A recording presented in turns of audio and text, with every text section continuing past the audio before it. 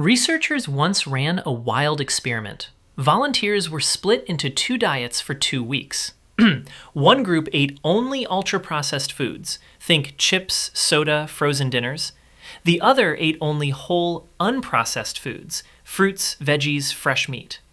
Even though both diets had the same calories on paper, the junk food eaters gorged an extra approximately 500 calories every day and gained nearly 2 pounds in just 2 weeks. In other words, those fries and cookies basically put the volunteers on autopilot, and that's us with our supermarket snacks. That map shows the global toll. Around 2019, about 10% of deaths in many countries were linked to obesity.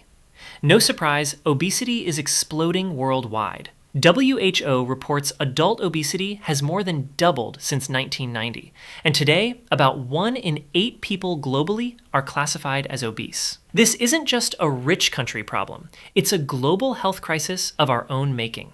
So, what exactly are ultra-processed foods? In simple terms, they're packaged products made mostly from cheap ingredients and additives instead of actual foods.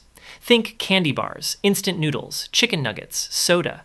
Even healthy granola bars or protein shakes often count.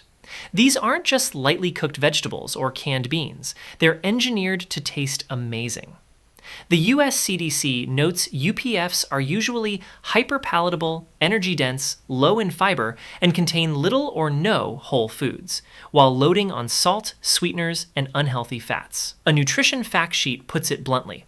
They're recipes formulated from food-derived substances for maximum profit, packed with sugars, refined starches, fats, and salt. In short, you'll find lots of calories and crave-worthy flavors, but almost no real nutrients. By design, they're cheap to make, last forever on shelves, and come dressed up in flashy marketing. And boy, do these foods know how to work our brains. Harvard experts explain that hyper-palatable foods flood our reward circuits.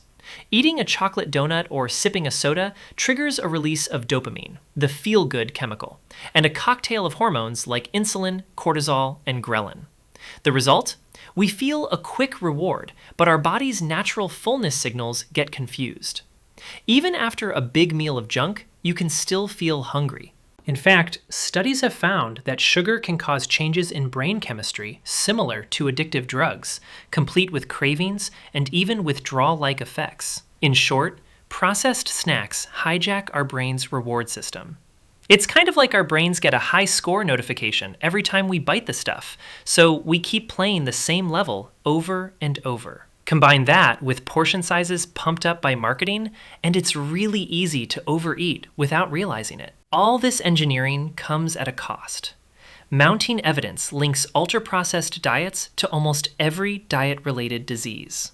For example, one major review found that the people eating the most UPFs had higher rates of obesity, high blood pressure, heart disease, stroke, metabolic syndrome, diabetes, even depression and certain cancers. They even saw higher all-cause mortality in heavy UPF consumers. In practical terms, more junk in the diet equals more risk of getting fat and sick.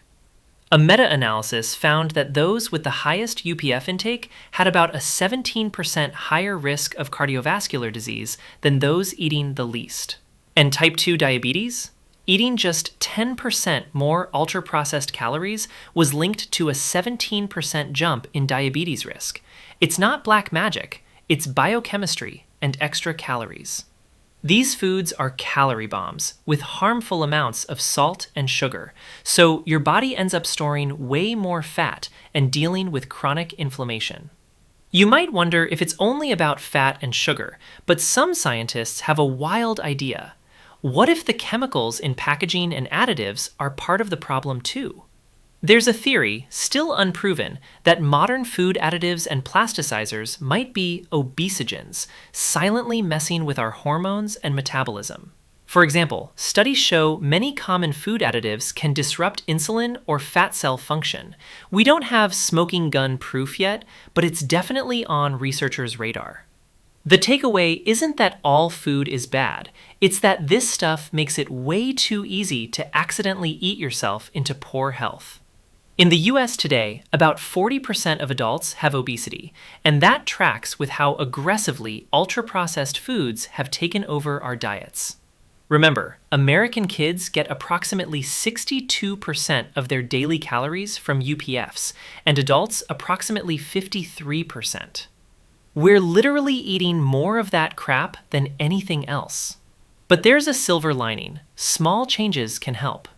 The same European study that found the 17% diabetes risk hike also showed a simple swap helps. Replacing just 10% of your diet's calories from ultra-processed foods with unprocessed or lightly processed foods cuts diabetes risk by about 14%. In practice, that might mean swapping one soda for sparkling water with lemon, or picking brown rice and beans instead of a ready meal. Governments are noticing too. Some places tax sugary drinks or require warning labels, aiming to nudge people toward healthier picks. At the end of the day, these foods aren't trying to kill us, but they sure make it easy to get sick without realizing. It's like having candy that walks itself into your mouth and pounds sugar into you even when you're full. The good news? We have the power of choice and home cooking on our side. Your body doesn't hate you. It just doesn't thrive on a steady diet of chemical candy.